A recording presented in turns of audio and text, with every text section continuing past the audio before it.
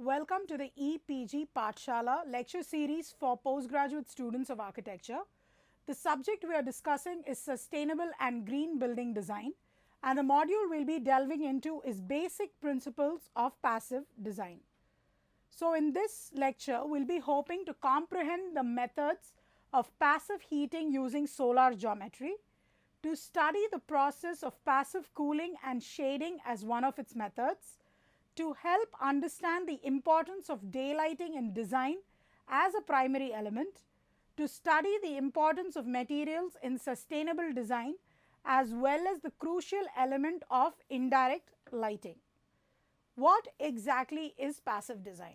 So, passive design is any kind of architectural design that is primarily based on climatic considerations, where we take only that into consideration as the primary factor.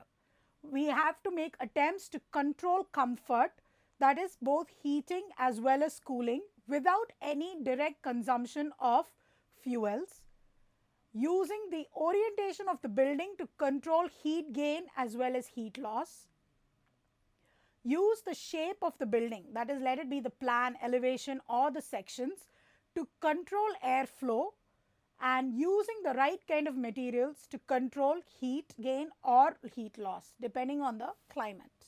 We need to maximize the use of free solar energy for heating and lighting, maximize the use of free ventilation for cooling, using shade, that is either natural or architectural devices, to control heat gain.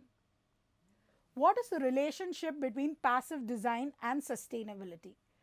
Passive solar heating and passive ventilation for cooling actually is a tool to achieve sustainability. Both are a passive design is a way sustainability in design can be achieved. This is basically by reducing dependency of fossil fuels for heating and cooling the buildings. Like we have seen in our previous discussions, we have seen a whopping 30% to 40% of the building consumption of fuels is because of HVAC, and the next huge chunk is lighting. So, if both of these can be controlled, and one of the tools to control this is utilizing passive design, we can actually reduce the need for electricity to support lighting by using practices of daylighting in buildings. So, in LEED, passive design assists in gaining points in energy and atmosphere category, as well as in indoor air quality, as passive design promotes natural ventilation and daylighting strategies. So, if you look at these organizations or these certifications like LEED, they have certain criteria to grade a building. So, you have grading points for energy and atmosphere, for sight, for indoor air quality, for exterior quality, what kind of trees were cut down. So, all of these, there's hundreds of criteria that come into the picture. If you use passive design affects two of the criteria that primarily are affecting the design of the building. That is both the energy and atmosphere category as well as the indoor air quality. However, not all sustainably designed buildings are strongly passive, and not all passively designed buildings are by default strongly sustainable, although the reverse is most likely. This is like how we say a thumb is a finger, but not all fingers are thumbs. It's similar principle applies over here. We have to remember that passive design and sustainability are not synonymous. Passive design is only a tool or a method by which a sustainable design can be achieved. Passive buildings require active users. So, that is the anomaly in the very title itself. Passive buildings, though they are energy efficient and energy sufficient, they require smart users. They require users who are active.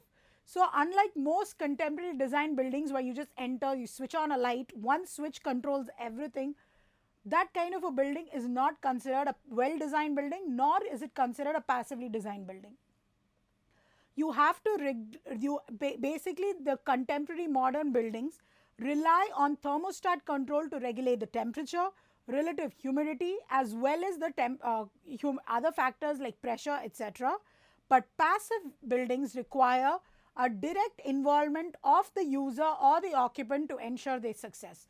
So if there are particular levers that need to be lowered, then the particular user who wants to let in the light has to open the levers or has to shut the levers depending on the use of the levers at that point of time in that space.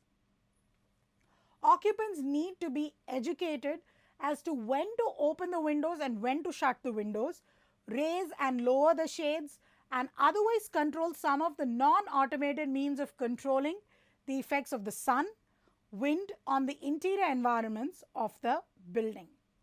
Sometimes passive buildings, due to limitations in achieving an interior climate that falls in the middle of the comfort zone, will require occupants to accept a wider range of acceptable temperature and relatively humidity values. So that's what basically happens when we were discussing the concept of a comfort zone. A comfort zone for, say, Mr. X needn't be the same for Mr. Y. But in a passively designed building, this comfort zone has to stretch to accommodate a greater percentage of people, so a greater level of adjustment is required from most of the users. How do you differentiate passive versus active design? So passive design results when a building is created and simply basically works on its own.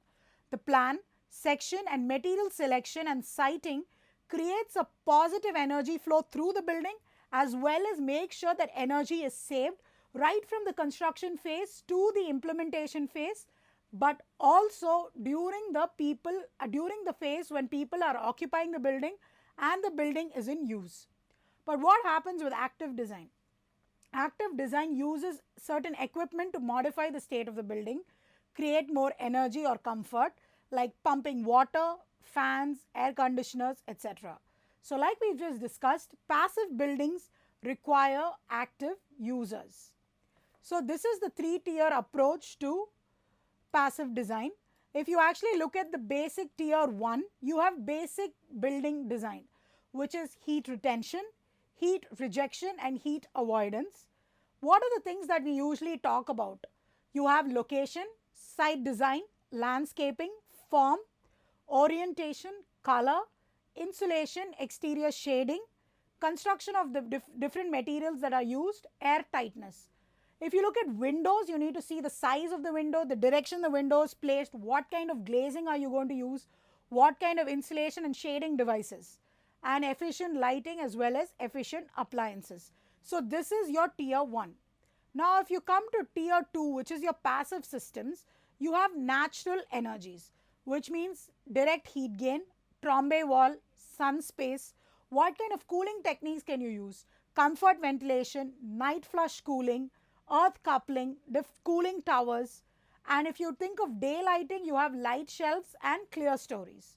Now finally the third, if you look at, is the mechanical equipment. How can you reduce the consumption of energy by reducing the number of mechanical equipments that are involved?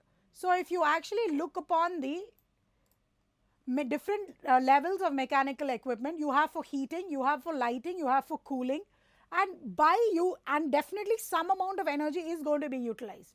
So how can we channelize that into renewable energy? And if it is going to be renewable energy, is it going to be solar driven? Is it going to be wind turbine driven? What is it going to be driven by?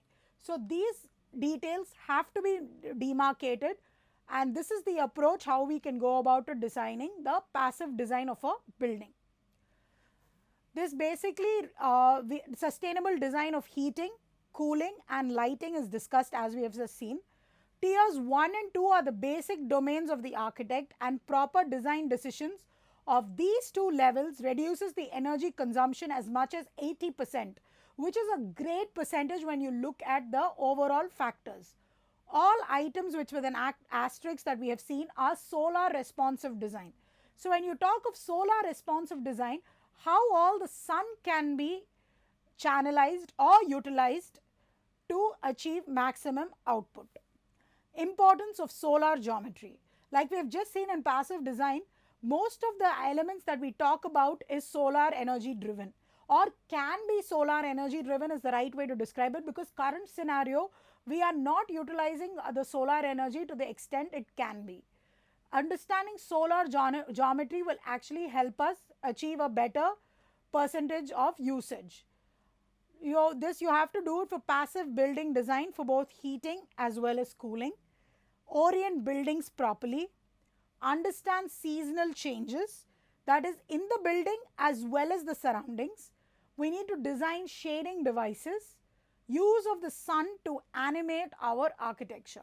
So when you think of sun as an animating part of architecture, and these are the primary examples of this, how they have played with shade and exposure to create patterns in the design. So this is where the challenge of an architect is, not by creating designs that are difficult to construct, or expensive to construct, or high energy consumption designs. And designs can be simple classic lines, but by puncturing and creating fenestrations, clear story windows over here, the open space over here, semi-open space brings in a lot of daylight. The clear story windows make sure there is daylight but not sunlight, and even here there is no direct heat gain. And look at the play of the sunlight here. It creates such lovely images on this huge massive blank wall. And throughout the day, as the sun angle changes, these patterns will also change. So it's like getting an ever-changing mural in your office space. This is the Perimeter Institute in Waterloo, which uses the sun not only to daylight the space, but also adds character to the space. So while we are studying solar geometry, we need to figure out how to use the sun's natural path in summer versus winter to provide free heat in the winter, but as well as in the summer, you need to reduce the heat gain, but in winter it should be providing the cooling effect should be minimal. So in Canmore Civic Center in Canmore, this again is an example where you can clearly see there is a contrast between the winter and the summer climates. You can see it in the color and the materials that have been chosen, the fenestrations, the facade, as well as the main thing we shouldn't miss upon is the sun shading devices that we see. The pergolas over here, the sun shading device over here, the recessed window over here. And if you look at this design over here, this wall, the sun cannot enter directly because there's a wall that is projecting here. These bank of windows, again the sunlight cannot enter directly because of the roof structure here. So by creating a depth of spaces, like an interplay between different types of spaces and openness and shut areas, shading devices, landscaping and pergolas, a successful design can be created. Solar geometry works for us because the sun is naturally high in summer, making it easy to block the sun with sun shading devices.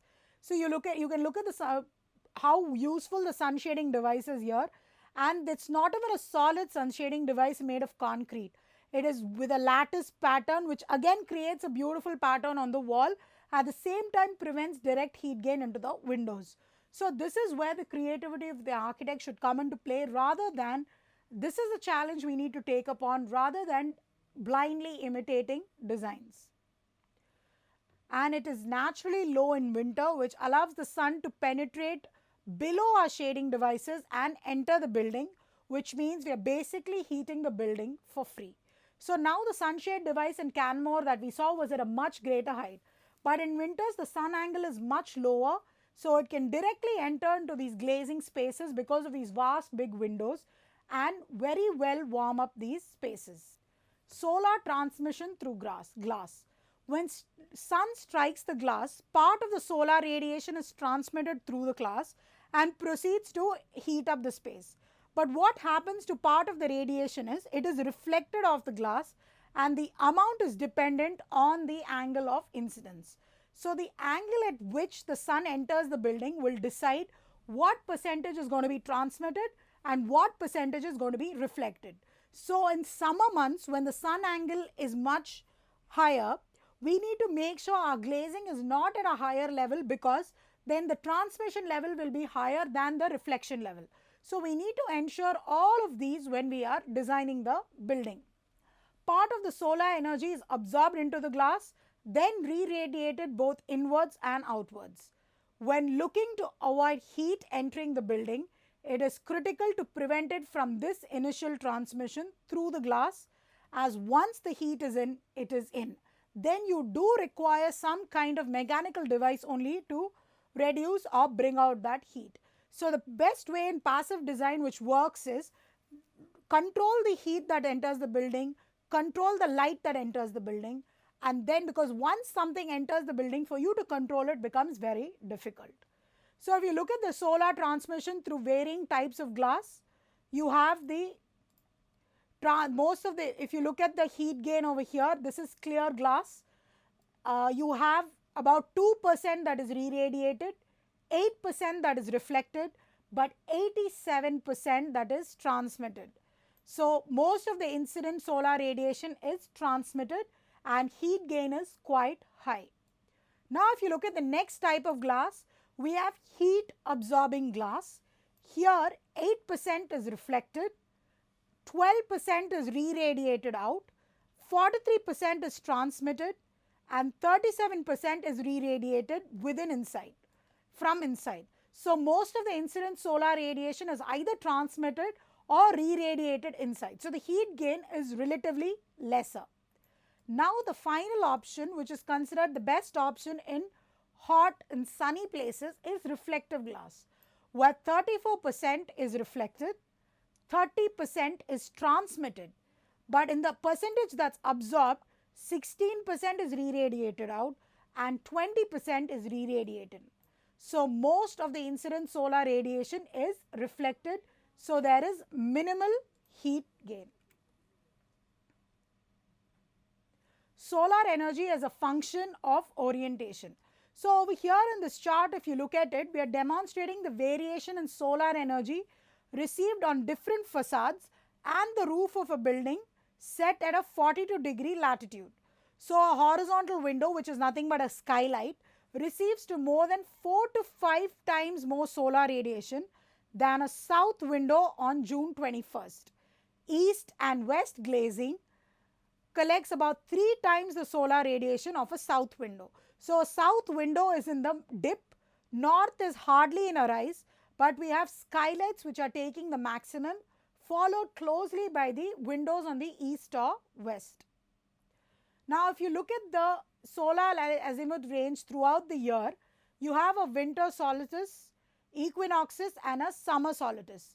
So since little winter heating can be expected from east and west windows, shading devices on those orientations should be designed purely on basis of summer requirement, because east and west is the primary summer movement of the sun. So east and west, when you are looking at, we have to concentrate on the summer months. North and south, we have to look into the winter months. So that's how we decide what percentage of windows to wall ratio on which facade of the building can work depending on that particular season. Now if you look at the different types of radiation, you have direct radiation. Now imagine a person within a building like this, and then you have a taller, huge concrete building over here again, and then you have paving over here. So if I was a person utilizing the space and you have the sun right above on top, you have first some sun hitting the pavement and entering the building, that is reflected radiation. Then you have obviously the sun entering through the glazing of that building, that is direct radiation. Another form of reflected radiation is instead of the paving surface, when the sun hits the nearby concrete building and it enters the window. So we have reflected radiation from 2 different sources and direct radiation as well. So this is reflective glazing, as you can see, where it reduces the level of sunlight that is entering the building. Here again we have clear story windows. A simple roof overhang acts as a shading device. So we have discussed the use of a clear story window. Clear story window is given at a top of the room. So number one, direct usage hitting the user is very less. It is diffused radiation, it is not direct radiation. And if you look at the directions here, say this is south and north orientation and the clear story window is right here, you can see that hot air will rise up and it will be able to exit, and even if it's permanently closed, here in this case it is shut, the shading device will ensure that direct sunlight does not enter from this direction, and the light that comes from here will be diffused anyways. So we can control the heat gain of the building by a simple shading device and the placement of a window. Now, how do we go about preventing overheating? If you look at this is the solar symmetry. Our peak of summer is considered June, and then we have our March to September is considered the summer or sunny months. You have January to mid-March is spring, then you have September to December is fall and winter depending on the place you are. So if you look at our heating period, it's only overheated period is only from May to October, which is not a big span. So how do you go about putting those shading devices? So at that point of time, if you have a fixed shading device, say you have a house and you've put a fixed shading device like a sunshade.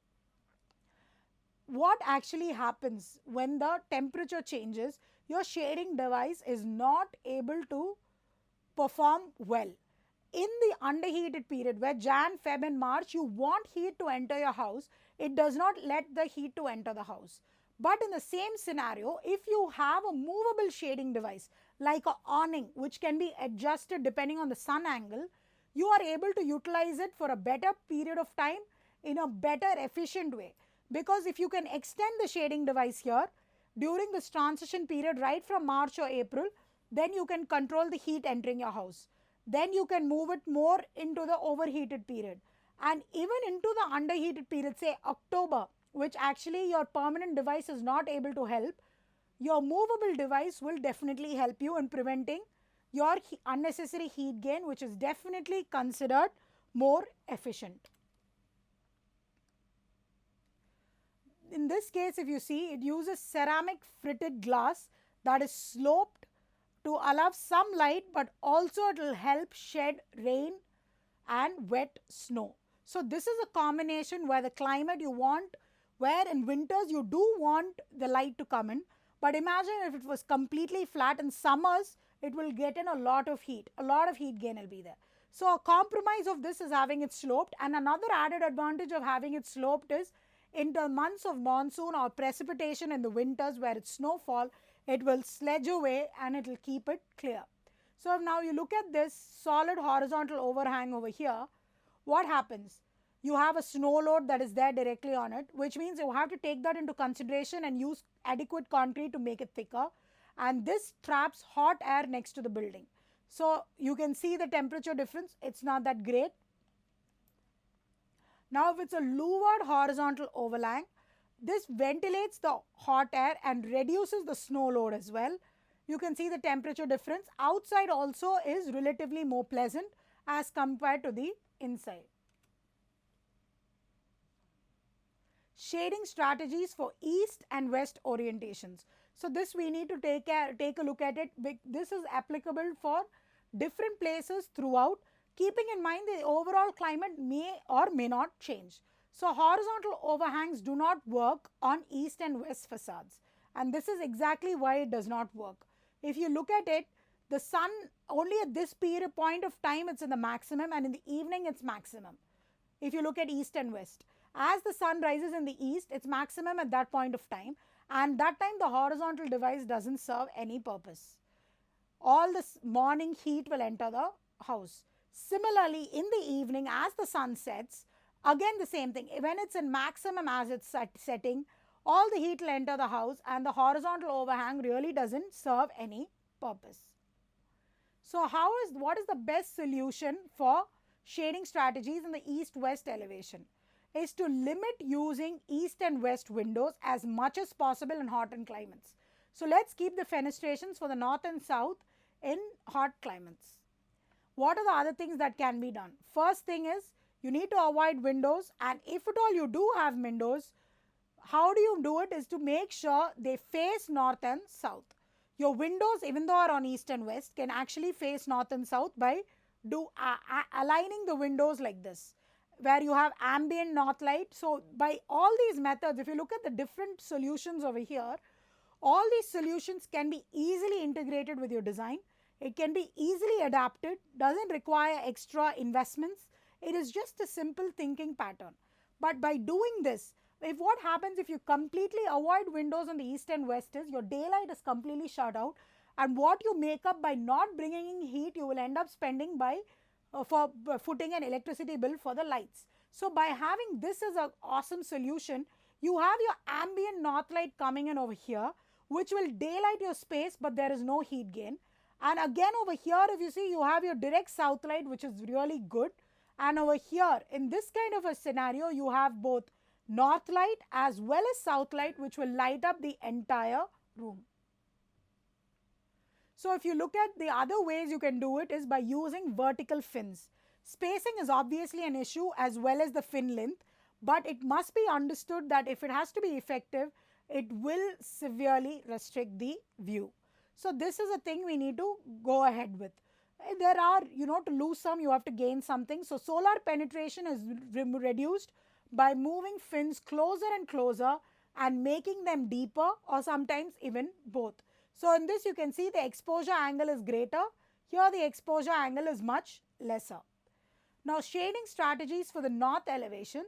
The sun also hits the facade from the northeast and northwest during the summer. So fins can be used to control this oblique light as well. It is the function of the latitude, window size, as well as the depth and frequency of the fins. In the sense, how close are the fins going to be and how deep are the fins going to be. So this is living awnings, which is nothing but trees that you're going to be using as shading devices. Living awnings such as trees and trellises with deciduous vines are very good shading devices. They are in the phase with the thermal year gain and loose leaves in response to temperature changes. So this is during fall where there's maximum heat would enter, in summer where it doesn't enter the room as much as possible. Here you can see the trellis options where other living shade options, again it's minimal, and multi-level. If it is say apartment complexes, how planter boxes can be used. How do you go about actually reducing these different energy loads using these passive strategies? Again, we have a three-tiered approach. If you look at the three tiers again over here, first tier is to maximize heat retention. In the sense, how can you retain the heat in the building if required? Second, passive solar heating. How do you go about using solar energy to heat up the room? And finally, the third for mechanical heating, which is nothing but heating devices and other heating elements that are available which consume fuel. So we need to maximize the amount of energy that is required for mechanical heating that comes from the renewable resources. So when you actually look at passive strategies, if we concentrate on retention of heat and passive solar heating, automatically mechanical heating will take a back seat. So if we actually minimize that factor, it will be a very good important thing for us to do towards achieving passive design, towards passive heating.